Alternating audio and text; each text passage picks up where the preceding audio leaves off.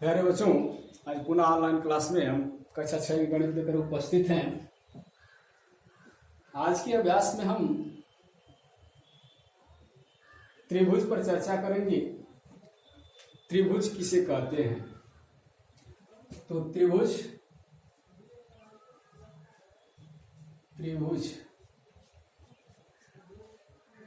त्रिभुज क्या है? तो आप प्राइमरी लेवल पे त्रिभुज के बारे में पढ़ चुके होंगे, फिर भी यहाँ हम चर्चा करते हैं। तीन रेखाखंडों से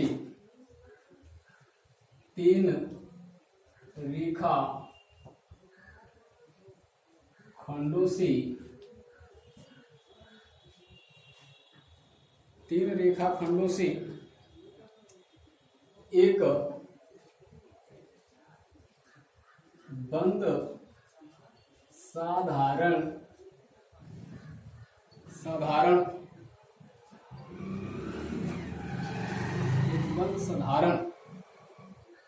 वक्र को त्रिभुज कहते हैं। एक त्रिभुज कहा जाता है या कहते हैं। तो तीन रेखाखंड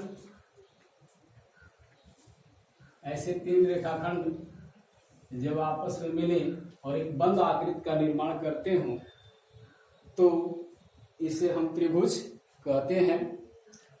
तो त्रिभुज की कुछ विशेषताएं होती हैं। इसमें तीन भुजाएं होती हैं। क्या होती हैं? तीन भुजाएं, तीन शीर्ष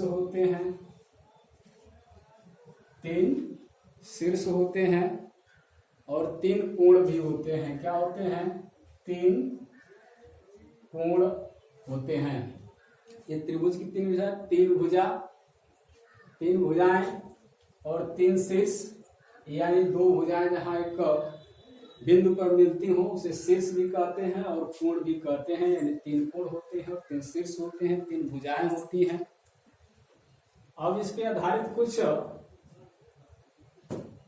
अन्य अवधारणाएं हैं। अगर जो मान लेते हैं कि ए, बी और सी त्रिभुज है, इसमें कुछ बिंदु दे दे, जैसे कि मान लीजिए दे दिया जी, दे दिया एच, दे दिया ई, दे दिया। इसके बाहर कुछ दे दे, जैसे बिंदु ओ हो गया, बिंदु डी हो गया, बिंदु आर हो गया। तो इस अवधारणा में हम इसको क्या बोलेंगे? तो त्रिभुज के अंदर जो है बिंदु हूं तो इसको अभ्यंतर बोलते हैं। क्या बोलते हैं?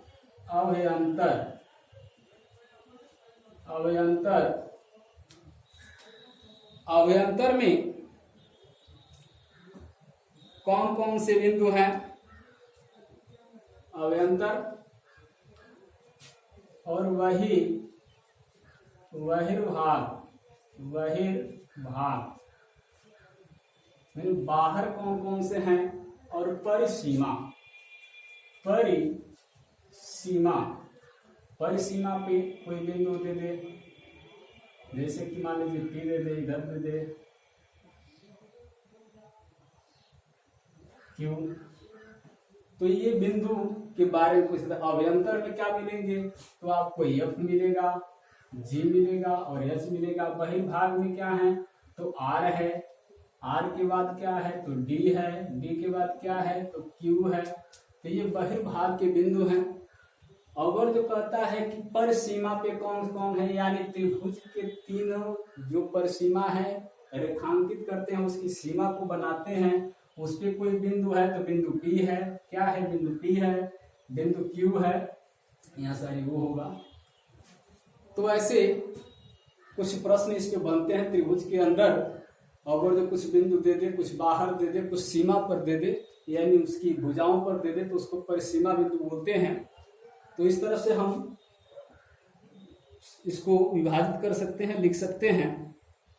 अब त्रिभुज की आती है, एक हेडिंग आता है त्रिभुज पर, त्रिभुज की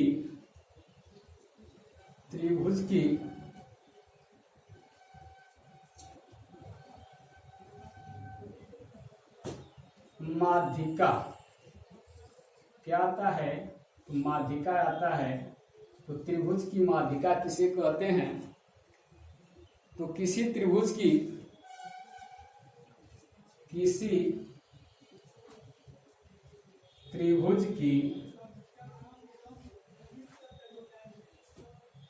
भुजा के मध्यबिंदु,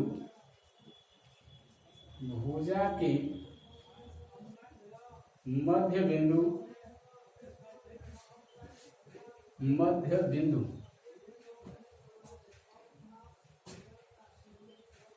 तो इसके शीर्ष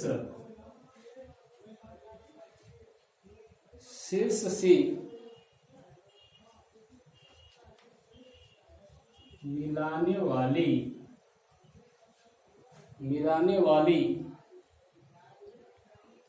रेखा त्रिभुज की माध्यिका कहलाती है। मिलाने वाली रेखा त्रिभुज की माध्यिका कहलाती है। आप इसको समझ रहे होंगे। ये त्रिभुज मान लीजिए हमने खींच दिया, इसके मध्य बिंदु ये हो गया, एक मध्य बिंदु इसका हो गया, इसका मध्य बिंदु ये हो गया। ये मध्य बिंदु से शीर्ष बिंदु को मिलाने वाली रेखा को हम क्या कहते हैं? तो माध्यिका कहते हैं। फिर से सुन लीजिए, किसी त्रिभुज की भुजा के मध्य बिंदु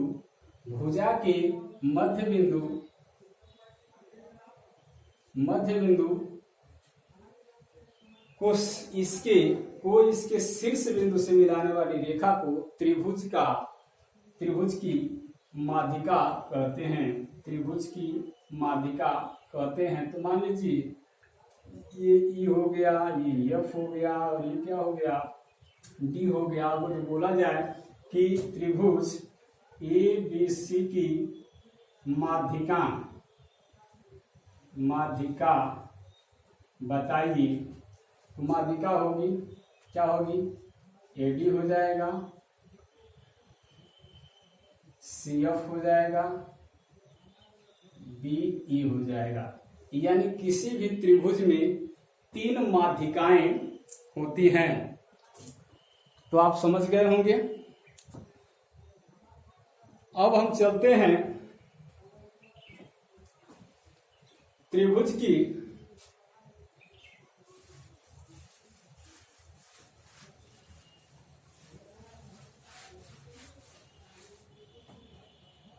के ही में एक आता है त्रिभुज का अभिलंब। त्रिभुज का अभिलंब। त्रिभुज का अभिलंब क्या होता है?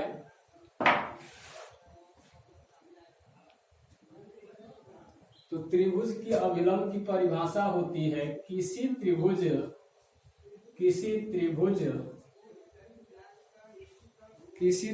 की शीर्ष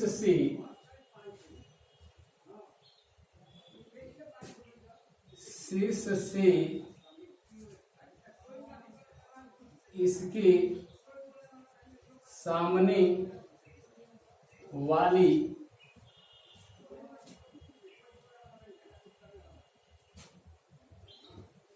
भुजा पर खींचा गया लंब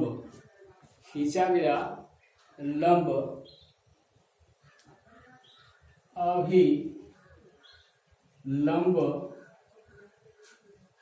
कहलाता है।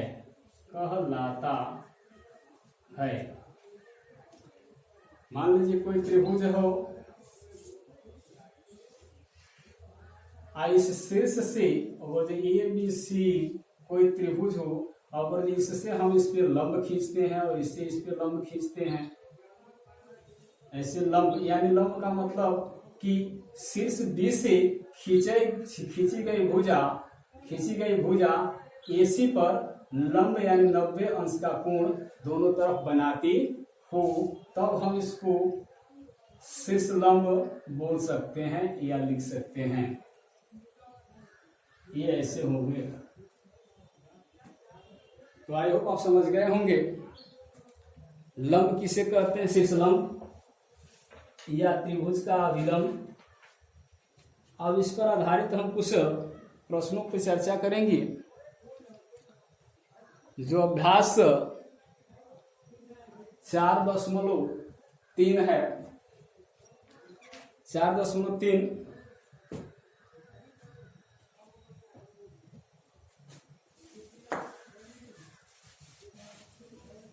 4.3 प्रश्न नंबर 1, कुछ आकृतियां दी गई हैं। कौन में आकृति दिया है,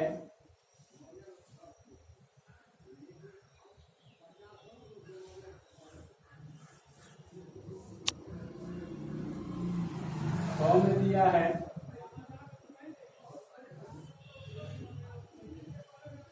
गौ में दिया है,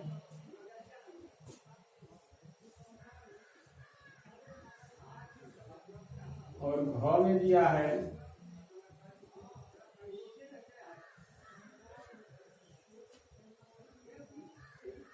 और अंग में दिया है, अंग। तो आप त्रिभुज के बारे में पढ़ चुके होंगे। अब यहाँ सीधा सा बोल रहा है, इसमें कुछ नहीं करना है, सीधा सा बोल रहा है कि प्रश्न में दी गई आकृतियों में से त्रिभुज को पहचानिए। तो आप पढ़े हैं कि किसी 3 रेखाखंडों से घिरी हुई बंद आकृति को या बंद वक्र को हम क्या कहते हैं, त्रिभुज कहते हैं। तो ये ख हो गया, क्या है, तो त्रिभुज है। इसमें 3 भुजाएं हैं, 3 भुजाओं से घिरा हुआ घिरी हुई आकृति है। तो इसमें भी क्या है, त्रिभुज है। ये भी क्या है, त्रिभुज है। यानी आपका 2 ही सही होगा, ख और अंग। बाकी क्या है, इसको पंचभुज बोल सकते हैं, इसको वृत्त बोल सकते हैं, इसको चतुर्भुज बोलते हैं। यानी ये सब बंद आकृति तो है, लेकिन ये त्रिभुज नहीं है। अब प्रश्न नंबर 2 दे रहा है, कुछ आकृतियां बनाया है। इस आकृतियों के अनुसार आपको क्या करना है, तो आपको करना है कि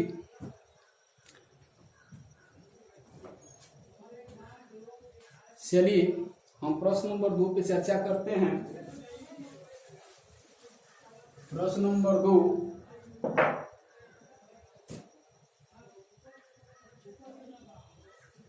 का क, त्रिभुज दिया है,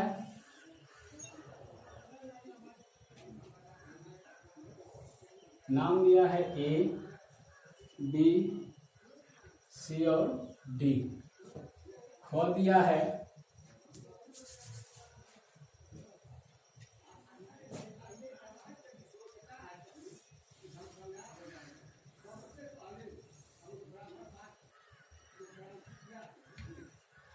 ए बी सी और ये हो गया है डी और ये है ई।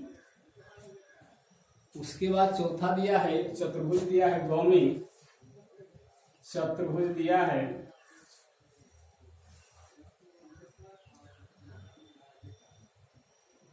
और इसके विकर्ण दिए हैं। कह रहा है कि A B C D, A B C और डी चतुर्भुज है। तो इस चतुर्भुज में कह रहा है, प्रश्न में कह रहा है कि क में दिया है, क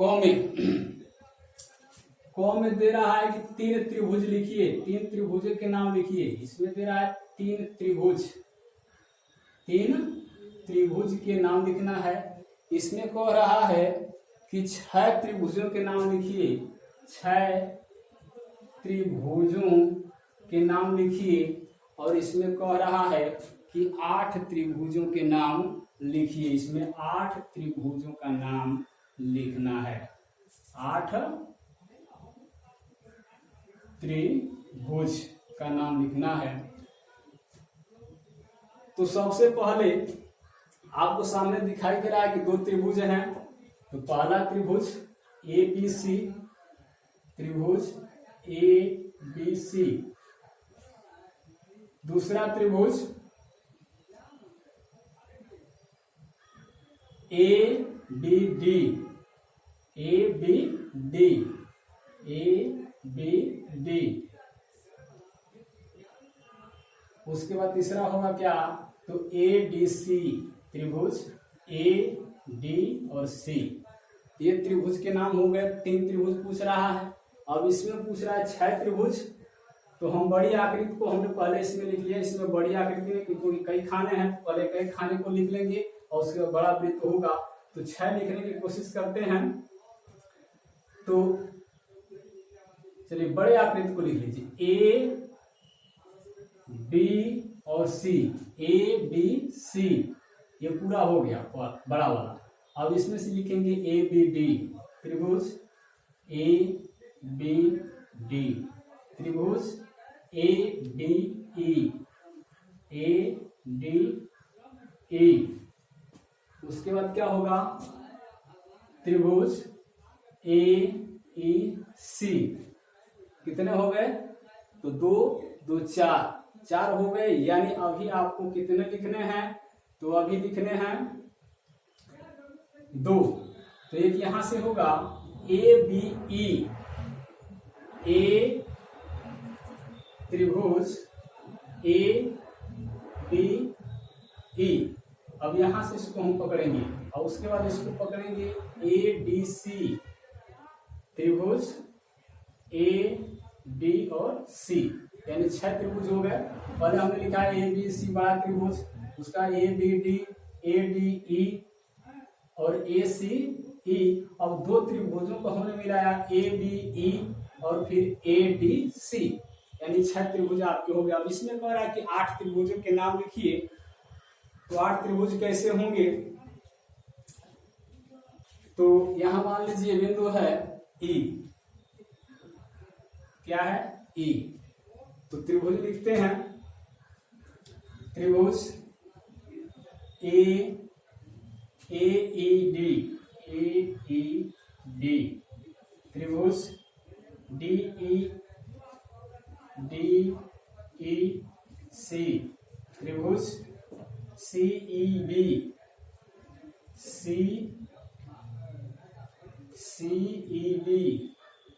CEB। और उसके बाद होगा BEA, त्रिभुज BEA।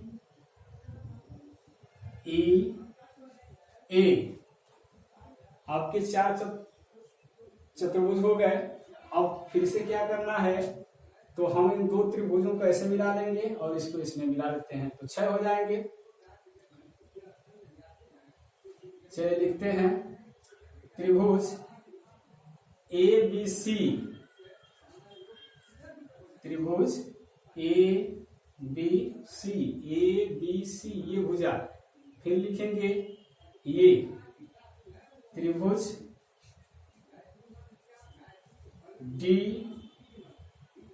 DCD या BCD। कितने हो गए, 6 हो गए। अब फिर इसे ऐसे भी लिख सकते हैं एक त्रिभुज। कितने हो गए, त्रिभुज। अब इस भुजा को ले लेंगे ADC, त्रिभुज ADC, त्रिभुज ABC, AD।